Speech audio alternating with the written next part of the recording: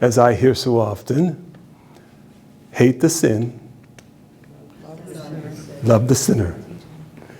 That is the hardest thing for children to understand the difference of, because to children, sin and harm go together. Do you hear me?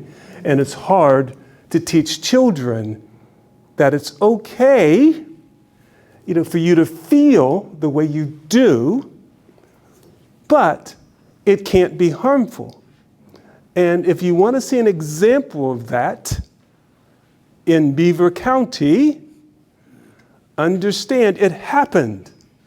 It happened at Southside, and it happened at Geneva. What happened at Southside is when the teacher who refused to acknowledge in love a person who wanted to be referred to as a her, who was born a he, the teacher refused to acknowledge her. Remember those 4 A's? Refused to acknowledge her identity because it was against her religion. But that wasn't the problem for me. The problem was when the school board met and reinstated the teacher. The students that were at that meeting could not differentiate between sin and hate. And the result was how much the student who wanted to be referred to as her was now ostracized by the students who saw her as a sinner and not worthy of being loved.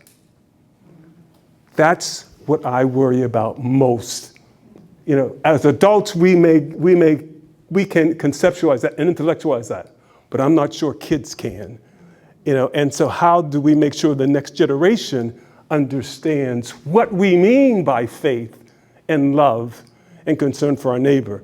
The other thing that you have to be aware of is that at Geneva College, a Christian gay coach, women's soccer, posted on Facebook that Jesus was radically inclusive.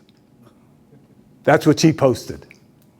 And she was summarily fired by Geneva College. And I remember asking one of our pastors in this community what they thought about that. And his response is he wouldn't touch it.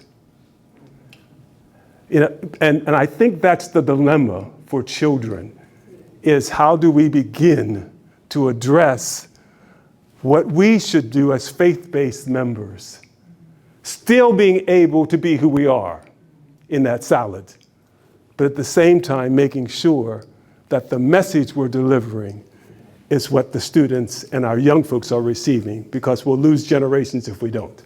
Yes?